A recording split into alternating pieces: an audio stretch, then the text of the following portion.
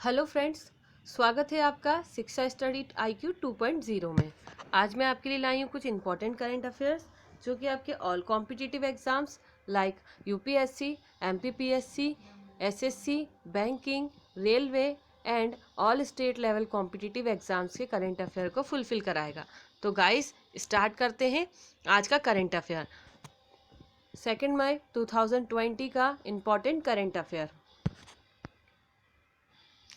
First question है guys, NCSTC और DST ने कोविड-19 से निपटने के लिए लॉन्च किया कौन सा कार्यक्रम है? तो याद रखिएगा गाइस, इसका आंसर है यश। यश का कार्यक्रम इन्होंने लॉन्च किया है NSSTC एंड DST ने। अब हम बात करते हैं ये यश है क्या।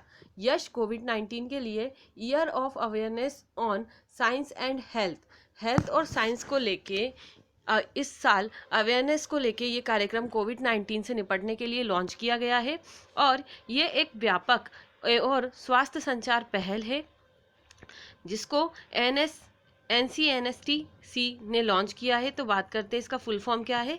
National council for science and technology communication NCSTC ने लॉन्च किया है।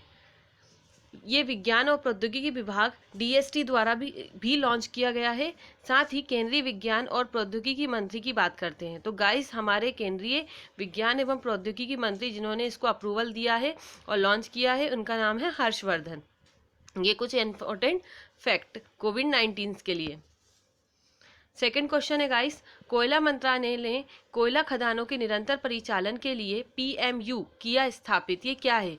तो गाइस, कोयला मंत्रालय ने कोयला खदानों में लगातार जो खुदाई हो रही है और उसको निरंतर साथ ही उसके परिचालन में आसानी बनाने के लिए ये PMU स्थापित किया है। PMU मतलब प्रोजेक्ट मॉनिटरिंग यूनिट। ये बेस्ड है ऑन कोयला खदानों पे। इसका उद्देश्य है केंद्र सरकार द्वारा आवंटित की गई कोयला खानों के शीघ्र परिचालन और सुगम बनाने को। कोयला उद्योग में ईज ऑफ डूइंग बिजनेस को भी ये बढ़ावा मिलेगा। जो भी कोयला से रिलेटेड हम बिजनेस कर रहे हैं ना, इकोनॉमिक डेवलपमेंट या एज अ फाइनेंशियल क्राइसिस में, तो इसके लिए भी ये ईज ऑफ डूइंग बिजनेस को बढ़ावा देने के लिए इसका परिचालन किया जाएगा। अब हम बात करते हैं कोयला मंत्रालय। तो कोयला मंत्रालय के केंद्रीय मंत्री कौन है? तो याद रखिएगा, इसका आंसर है प्रहलाद जोशी। तो इसी के साथ हमने कोयला मंत्रालय के कोयला खदानों के निरंतर परिचालन के लिए PMU स्थापित किया, यानी project monitoring unit PMU। Third question है गाइस, मनरेगा के तहत सबसे ज्यादा रोजगार देने वाला राज्य कौन सा बना है? तो गाइस, इसका आंसर है छत्तीसगढ़। हाल ही में छत्तीसगढ़ मनरेगा के तहत सबसे ज्यादा रोजगार देने वाला राज्य बना है, वह भी कोविड-19 की स्थिति में। कोविड-19 की स्थिति में लगभग छत्तीसगढ़ ने अकेले ही 24% से ज़्यादा रोजगार देने वाला राज्य बन गया है। और अब बात करते हैं मनरेगा के बारे में। मनरेगा यानी महात्मा गांधी राष्ट्रीय ग्रामीण रोजगार गारंटी अधिनियम। ये इसका फुल फॉर्म है। इसमें 100 दिवस का मजदूरों को रोजगार दिया जाता है तथा इसमें छत्तीसगढ़ में कुल 18.52 लाख मजदूर कार्यरत हैं जिनको रोजगार दिया गया है। अब हम बात करते हैं हमारे केंद्रीय ग्रामीण विकास मंत्री की। तो याद रखिएगा गाइस, हमारे केंद्रीय ग्रामीण विकास मंत्री हैं नरेंद्र सिंह तोमर। और बात करें छत्तीसगढ़ की, तो छत्तीसगढ़ के मुख्यमंत्री है भूपेश बघेल और राज्यपाल हैं अनुसुईया उइके। तो ये इंपॉर्टेंट फैक्ट याद रखिएगा छत्तीसगढ़ के बारे में। फोर्थ क्वेश्चन है गाइस, किसकी अध्यक्षता में असाधारण वर्चुअल T20 डिजिटल इकोनॉमी मंत्रियों की एक बैठक का आयोजन किया गया? तो याद रखिएगा गाइस, इसका आंसर है सऊदी अरब। हाल ही में मैंने आपको प्रीवियस क्वेश्चन में भी आपको ये रिवाइज कराया था कि सऊदी अरब इस बार G20 की जितनी भी बैठकें हो रही हैं, एज अ फाइनेंशियल वे में बात करें या वर्चुअल डिजिटल इकोनॉमी में बात करें या फिर हम इकोनॉमी के क्षेत्र में बात करें, जितनी भी बैठक हो रही है वह इस बार सऊदी अरब G20 को की अध्यक्षता कर रहा है। और याद रखिएगा कि अब मैंने बात करी है G20 की, तो G20 डिजिटल इकोनॉमी पे बेस्ड मंत्रियों की बैठक में कौन पार्ट लेगा? तो हमारे इकोनॉमी से रिलेटेड मिनिस्टर ही लेंगे। तो याद रखिए, इसका आंसर है केंद्रीय कानून और न्याय, संचार और इलेक्ट्रॉनिकी और सूचना प्रौद्योगिकी मंत्री हमारे रविशंकर। यानी इन्हें 3 विभाग आवंटित हुए हैं, याद रखिएगा, कानून और न्याय, संचार और इलेक्ट्रॉनिकी के साथ सूचना प्रौद्योगिकी मंत्री भी हैं। कौन है? रविशंकर, याद रखिएगा, हमारे केंद्रीय मंत्री हैं। अब हम बात करते हैं सऊदी अरबिया के 2020 G20 के बारे में। तो आपको पता है गाइस, G20 यानी ये 20 देशों का एक आर्थिक सहयोग का प्रमुख मंच है, जिसमें विकासशील और विकसित देश आपस में बैठकर अंतर्राष्ट्रीय आर्थिक सहयोग के प्रमुख मंच के बारे में चर्चा करते हैं।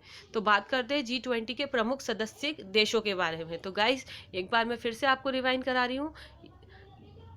अर्जेंटीना, ऑस्ट्रेलिया, ब्राजील, कनाडा, रूस, चीन, France, Germany, Bharat, Indonesia, Italy, Japan, Mexico, सऊदी अरब, दक्षिण अफ्रीका, कोरिया, गणराज्य, तुर्की, ब्रिटेन, संयुक्त राज्य अमेरिका और यूरोपीय संघ EU।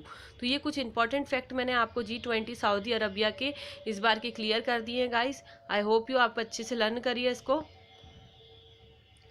5th क्वेश्चन है गाइस, अंतर्राष्ट्रीय श्रमिक दिवस कब मनाया जाता है? तो गाइस, मैं हर डे का आपको एक डे बताती हूँ जो इंटरनेशनल नेशनल लेवल पे जो भी होता है, जो इम्पोर्टेंट है। तो इस बार भी हम डिस्कशन करेंगे। तो अंतर्राष्ट्रीय श्रमिक दिवस कब मनाया जाता है? तो इसका आंसर है गाइस 1 मई। 1 मई को हम अंतर्राष्ट्रीय श्रमिक दिवस मनाते हैं। इसे मई दिवस भी कहा जाता है। ठीक है गाइस, अब हम बात करते हैं ये दिवस की शुरुआत कब से हुई थी। तो 1891 से पहली बार 1 मई को औपचारिक रूप से मनाया गया था। ये अंतर्राष्ट्रीय श्रमिक दिवस जितने भी श्रमिक हैं उनके लिए समर्पित दिवस है। तथा अब हम बात करते हैं अंतर्राष्ट्रीय श्रमिक दिवस के साथ ही एक अंतर्राष्ट्रीय श्रमिक ऑर्गेनाइजेशन भी है। ठीक है, तो याद रखिएगा ILO, जिसे बोलते हैं international labour organisation.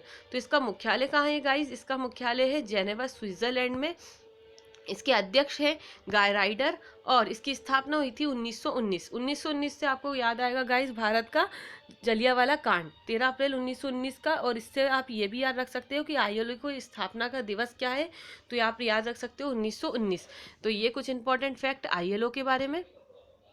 6th question है गाइस, दुनिया का सबसे ज्यादा देना है। तो गाइस, इसका आंसर है रामायण।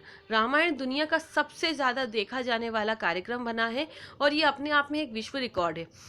16 अप्रैल 2020 को एक ही दिन में पूरी दुनिया में इस औपचारिक कार्यक्रम को 7.7 करोड़ दर्शकों यानी 7.7 करोड़ दर्शकों द्वारा देखा गया है। हमारी 125 करोड़ भारत की जनता में लगभग 7.7 करोड़ लोग इसी को देख रहे हैं। तो गाइस, ये अपने आप में एक रिकॉर्ड है और ये अपने आप में एक विश्व रिकॉर्ड रखता है।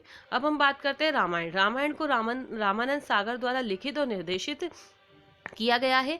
साथ ही 2003 में इसे लिम्का बुक ऑफ रिकॉर्ड्स में भी अपना नाम दर्ज कराया था। तो ये कुछ इंपॉर्टेंट फैक्ट रामायण के बारे में। 7th क्वेश्चन है गाइस, हाल ही में किसे एशिया पुरस्कार निकाई एशिया प्राइज 2020 के लिए चुना गया है? ये बहुत इंपॉर्टेंट क्वेश्चन है और आने वाले कॉम्पिटिटिव एग्जाम्स में ये डेफिनेटली आने वाला है। तो याद रखिएगा गाइस, एशिया पुरस्कार निकाई एशिया प्राइज 2020 के लिए चुना गया है IIT मद्रास के प्रोफेसर थलपिल्ले प्रदीप को। तो याद रखिएगा IIT मद्रास के प्रोफेसर थलपिल्ले प्रदीप को। अब ये इन्हें किस क्षेत्र के लिए दिया गया है? तो नैनो प्रौद्योगिकी आधारित जल शुद्धिकरण के उत्कृष्ट कार्य के लिए इन्हें ये अवार्ड दिया जा रहा है। इन्होंने नैनो प्रौद्योगिकी जो है हमारी, उस पर आधारित एक जल मॉडल तैयार किया था। ठीक है, वाटर प्यूरिफिकेशन का एक मॉडल तैयार किया था जिसमें इन्हें उत्कृष्ट कार्य के लिए ये दिया गया है। अब हम बात करते हैं विज्ञान और प्रौद्योगिकी। तो विज्ञान और प्रौद्योगिकी में प्रोफेसर थलपिल्ली प्रदीप को भारत की तरफ से ये मिला है। संस्कृति और समुदाय के क्षेत्र में बात करें, क्योंकि हमें हर एक एशिया पुरस्कार निकाई के जो 2020 के हर एक क्षेत्र में बात करनी है। तो गाइज याद रखिएगा कि विज्ञान और प्रौद्योगिकी में तो दिया गया है प्रोफेसर थलपिल्ली प्रदीप को। यहाँ मैं आपके 3 क्वेश्चन करा रही हूँ। फर्स्ट ये है, सेकंड ये है कि संस्कृति और समुदाय में किसको दिया गया है। तो याद रखिएगा संस्कृति और समुदाय में राम प्रसाद कदेल, ये नेपाल के हैं, इनको दिया गया है। और थर्ड है आर्थिक और व्यावसायिक नवाचार में किसे दिया गया है। तो याद रखिए इसका आंसर है एंथनी टेन। तो इनको ये आर्थिक, तो आप ये याद रखिएगा, यहाँ आपके 3 क्वेश्चन कवर होते हैं कि एशिया पुरस्कार निकाई 2020 किन किन क्षेत्रों में किन्हें दिया गया। तो मैंने आपके यहाँ पे 3 क्वेश्चंस कवर कराए गाइस। अब हम बात करते हैं हमारे 8th क्वेश्चन के बारे में। 8th क्वेश्चन है गाइस, हाल ही में किसने वी विल विन नामक एक नया अभियान शुरू किया है। तो याद रखिएगा इसका आंसर है federation international D football association यानी फीफा ने वी विल विन नामक एक नया अभियान शुरू किया है। ये स्वास्थ्य कार्यकर्ताओं और अन्य पेशेवरों के सम्मान में ये वी विल विन नामक अभियान शुरू किया गया है। यानी अभी जो भी कोविड-19 की स्थिति में स्वास्थ्य कार्यकर्ता हैं और जो भी अन्य पेशेवर व्यक्ति हैं जो कि अपने सेवाएं दे रहे हैं, उनको सम्मानित या उनके लिए ये वी विल विन का अभियान नामक स्टार्ट किया गया है। तो हम बात करते हैं गाइस कि यहाँ पर 50 लोग हैं, जैसे 50 लोग हैं ना इंटरनेशनल या नेशनल वे में, तो उसमें हमारे भारत को रिप्रेजेंटेटिव कौन कर रहा है टू वी विल विन नामक अभियान में? तो याद रखिएगा इसका आंसर है भारत के पूर्व फुटबॉलर कप्तान बाईचुंग भूटिया भी इसमें शामिल हैं। अब हम बात करते हैं फीफा एक इम्पॉर्टेंट ऑर्गेनाइजेशन है और बहुत इंटरनेशनली टॉपिक है और ये अक्सर पेपर में आता है, तो प्लीज़ गाइज इस पे ध्यान दीजिए कि फीफा के अध्यक्ष कौन है। तो गियानी इन्फेंटिनो फीफा के अध्यक्ष है और इसकी स्थापना कब हुई थी? तो याद रखिए 21 मई 1904 में इसकी स्थापना हुई थी। ये कुछ इंपॉर्टेंट फैक्ट हैं। और मुख्यालय कहाँ है? तो ज्यूरिख स्विट्जरलैंड में इसका मुख्यालय। फीफा के अध्यक्ष गियानी इन्फेंटिनो, स्थापना 21 मई 1904, मुख्यालय ज्यूरिख स्विट्जरलैंड में है। 9th क्वेश्चन है गाइज, आयु रक्षा अभी हाल ही में किसने मिलकर शुरुआत की है? एक्चुअली आयु रक्षा है क्या? आयु रक्षा एक तरीके का कार्यक्रम है, ठीक है। आयु रक्षा जिसे लॉन्च किया है ये 2 लोगों ने मिलकर लॉन्च किया है। तो याद रखिएगा अखिल भारतीय आयुर्वेद संस्थान AIIA, ठीक है, और दिल्ली पुलिस ने इसे मिलकर स्टार्ट करा है, जिसे हम बोल रहे हैं आयु रक्षा, ठीक है। आयु रक्षा इसका आयोजन नई दिल्ली में कोविड-19 के खिलाफ किया गया है और इसका एक टॉपिक भी है, ठीक है। टॉपिक यानी टैग क्या है गाइस कि कोरोना से जंग। दिल्ली पुलिस ने इसका एक शीर्षक रखा है जिसका नाम है कोरोना से जंग दिल्ली पुलिस के संग। तो ये एक इम्पॉर्टेंट शीर्षक है इसका। और आयुर्वेद और इम्यूनिटी बूस्टिंग के सरल और उपायों के बारे में बताया गया है इसके अंदर। आयु रक्षा एक तरीके का प्लेटफॉर्म है जिससे आप ये जानकारी प्राप्त कर सकते हो कि आपको कोविड-19 से किस प्रकार बचाव रखना है, इसको किस तरीके से फॉलो करना है और इसके लिए यानी आयुष मंत्रालय की क्या क्या चीज़ें हैं जो या कौन सी मेडिसिन या हर्ब्स से जिन्हें आप यूज़ करके इससे स्वस्थ रह सकते हो। तो ये कुछ इंपॉर्टेंट फैक्ट है हमारे आयु रक्षा के बारे में। और अब बात करते हैं आयु रक्षा। तो आयु रक्षा से याद आ रहा होगा कौन है? स्वतंत्र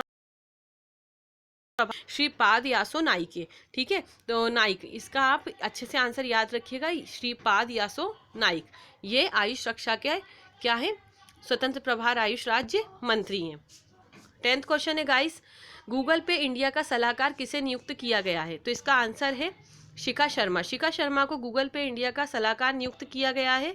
और साथ ही शर्मा ने 2008 में एक्सिस बैंक में शामिल होने के लिए ICICI बैंक से इस्तीफा दे दिया था, यानी ये एक्सिस बैंक की भी पूर्व रह चुकी हैं।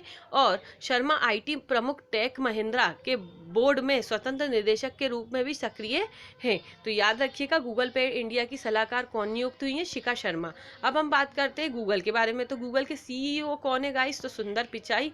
और गूगल की मूल कंपनी कौन है? तो अल्फाबेट इंक गूगल की मूल कंपनी है। 11th क्वेश्चन है गाइस, हाल ही में किसे ऑर्डर ऑफ राइजिंग सन से सम्मानित किया गया? इंपॉर्टेंट क्वेश्चन है guys, order of rising sun से सम्मानित किसे किया गया है? तो इसका आंसर है मणिपुर के डॉक्टर थंगजाम दाबेली सिंह को। तो थंगजाम दाबेली सिंह को हमने ऑर्डर ऑफ राइजिंग सन से सम्मानित किया। अब बात करते हैं सम्मान किसके द्वारा प्रदत्त हुआ है? तो ये सम्मान जापान के द्वारा प्रदान किया गया है और ये एलोपैथिक डॉक्टर और मणिपुर टूरिज्म फोरम MTF के संस्थापक ने शुरुआत में जापान की थी इसकी। और बात करें हम कि उसके लिए उनको मिला है ये एलोपैथिक डॉक्टर और मणिपुर टूरिज्म फोरम MTF के भी संस्थापक है। कौन है गाइस? तो थंगजाम दाबेली सिंह संस्थापक हैं। अब बात करते हैं इसकी शुरुआत। तो जापान के बादशाह मीके ने 1875 में इस ऑर्डर ऑफ राइजिंग सन की शुरुआत की थी। जापान की राजधानी है टोक्यो, जापान की मुद्रा है येन और जापान के प्रधानमंत्री है शिंजो आबे। तो ये कुछ इंपॉर्टेंट फैक्ट जापान के बारे में। 12th क्वेश्चन है गाइस, हाल ही में जियो ई-टेक किसे प्राप्त हुआ है? तो याद रखिएगा जियो टैग अभी हाल ही में मणिपुर के काले चावल जिसे चाक हाउ भी कहा जाता है, इन्हें दूसरा गोरखपुर के टेराकोटा और थर्ड कोविलपिट्टी की कदलाई मिताई को मिला है, ये संकेत जीआई टैग दिया गया है। अब हम बात करते हैं मणिपुर के काले चावल। तो मणिपुर के काले चावल ये भारी हैं, इनका रंग काला है और ये बहुत ही पौष्टिक हैं, तो इसलिए इनको दिया गया है। दूसरा, ये एक अलग क्वालिटी रखते हैं, चाकाहो भी कहा जाता है इनको। दूसरा है गोरखपुर के टेराकोटा। तो गोरखपुर के टेराकोटा ये एक मिट्टी का एक प्रकार है जिससे हर एक प्रकार का बर्तन बनाया जा सकता है, पॉट बनाया जा सकता है, कि बहुत बढ़िया किस्म का अपने आप में एक खूबी रखता है। और कोविलपट्टी की कदलाई मिताई को भी भौगोलिक संकेत जीआई टैग दिया गया है। तो ये कुछ इंपॉर्टेंट फैक्ट है हमारे जीआई टैग के बारे में। अब 13 क्वेश्चन है गाइस, हाल ही में किसने विकास अभय नामक एक ऋण योजना आरंभ की है? तो इसका आंसर है गाइस कर्नाटक। कर्नाटक विकास ग्रामीण बैंक यानी KVGB ने विकास अभय अभियान नामक ऋण योजना चालू की है। इसके तहत ये सूक्ष्म, लघु और मध्यम यानी स्मॉल, माइक्रो और micro, macro and small enterprises को ये उधारकर्ताओं को राहत देने के लिए व्यावसायिक तौर पर लोन देगा। ठीक है, जो भी व्यावसायिक इकाइयां डालना चाहते हैं या काम करना चाहते हैं उनको ये लोन देने वाला है और 1 लाख रुपए तक का अधिकतम ऋण ये प्रदान करेगा। कर्नाटक विकास ग्रामीण बैंक, अब बात करते हैं इसके बारे में, KVGB के बारे में। तो KVGB के मुख्यालय है धारवाड़ कर्नाटक से और यहीं से उसकी शुरुआत भी हुई है और इसके अध्यक्ष हैं P गोपी कृष्ण, याद रखिएगा। और इसी के साथ हमारे ये क्वेश्चंस कवर होते हैं। फिर है हमारा 14 क्वेश्चन गाइस, चुन्नी गोस्वामी का निधन हो गया, ये कौन थे? तो चुन्नी गोस्वामी भारत के पूर्व फुटबॉल कप्तान थे। साथ ही इन्होंने 1962 के एशियाई खेलों में स्वर्ण पदक जीतने वाली भारतीय फुटबॉल टीम के कप्तान रहे हैं, जो 1962 में हमने गोल्ड मेडल जीता था। साथ ही क्लब फुटबॉल में मोहन बगान के लिए ये खेला करते थे। अब है 14 क्वेश्चन गाइस, हेमा भारेली का 101 वर्ष की आयु में निधन हो गया, ये कौन थी? तो इसका आंसर है गाइस स्वतंत्र सेनानी और पद्मश्री से सम्मानित गांधीवादी विचारक ये थी। साथ ही ये 1951 में विनोबा भावे द्वारा शुरू किए गए भूदान आंदोलन में भी शामिल हुई थी और ये सर्वोदय नेता यानी बहुत ही लोकप्रिय सर्वोदय नेता है। साथ ही ये 2005 में डॉक्टर APJ अब्दुल कलाम द्वारा पद्मश्री सम्मानित थी और 2006 में असम सरकार द्वारा इन्हें फखरुद्दीन अली अहमद पुरस्कार से भी नवाजा गया था। तो याद रखिएगा, इनका 101 वर्ष में इनका निधन हो गया, हेमा भारेली का। इसी के साथ गाइस हमारे आज के क्वेश्चन समाप्त होते हैं। आई होप यू आपको अच्छे लगे हों। अब हम बात करते हैं हमारे पिछले क्विज के बारे में। मैंने आपसे एक क्विज पूछा था गाइस 1 मई 2020 को कि आयुष्मान भारत दिवस कब मनाया जाता है, जिसके ऑप्शन थे 28 अप्रैल, 29 अप्रैल, 30 अप्रैल और 1 मई। तो गाइस मुझे बहुत हद तक सही कमेंट लोगों ने किए हैं। वेंडल गाइस, इसी तरीके से आप पढ़ते रहिए और तैयारी करते रहिए। अब मैं आपको एक बार इसका रिवाइज प्लस इसका एक्सप्लेन कर देती हूँ। तो गाइस आयुष्मान भारत दिवस हम मनाते हैं 30 अप्रैल के दिन, इसका आंसर है 30 अप्रैल। और ये आयुष्मान भारत एक बहुत बड़ी स्वास्थ्य, भारत की सबसे बड़ी स्वास्थ्य योजना है, जिसके तहत प्रत्येक व्यक्ति को 5 लाख रुपए तक की स्वास्थ्य सहायता प्रदान की जाएगी, जो कि सरकारी और निजी दोनों अस्पतालों में फॉलो की जाएगी। साथ ही इसके द्वारा कम से कम 5.5 करोड़ लोगों को स्वस्थ करने का लक्ष्य रखा गया है और ये विशेषकर BPL कार्ड धारकों के लिए है। और इसीलिए इस स्वास्थ्य योजना के सफल क्रियान्वयन के कारण ये 2018 में चालू की गई थी। तो याद रखिएगा, ये छत्तीसगढ़ से चालू की गई थी। इसी के साथ एक इम्पॉर्टेंट फैक्ट ये है कि इसके अच्छे क्रियान्वयन, सफल क्रियान्वयन के कारण आयुष्मान भारत दिवस भी अब हम मना रहे हैं, वो है 30 अप्रैल को। तो मैंने आपको एक्सप्लेन कर दिया बहुत अच्छे से गाइस, इसे याद रखिएगा। अब बात करते हैं 2 मई 2020 के क्विज के बारे में। आज का हमारा क्विज है गाइस, हाल ही में किस देश को 2021 विश्व मुक्केबाजी चैंपियनशिप की मेजबानी दी गई है? ये मैंने आपको बहुत पहले एक्सप्लेन कर दिया था। अब आपको आंसर देना है कि आपको याद है कि नहीं है। ठीक है गाइस, तो पहला है ऑप्शन नेपाल, दूसरा है चीन, तीसरा है रूस और चौथा है हमारा सर्बिया। तो आपको बताना है कि हाल ही में किस देश को 2021 विश्व मुक्केबाजी चैंपियनशिप की मेजबानी दी गई है। मैं आपको एक हिंट देती हूँ गाइस कि ये पहले हमारे भारत को दी गई थी, ठीक है, पर कोविड-19 के इफेक्ट और कई economical changes and financial changes की वजह से अब ये किसके पास चली गई है, ये आपको बताना है। तो मैंने आपको हिंट दे दी है guys, please searching more and update for more videos. आपको मुझे इसका आंसर करना है। अगर आपको मेरा वीडियो अच्छा लगा हो तो प्लीज़ इसे लाइक, सब्सक्राइब एंड शेयर कीजिए।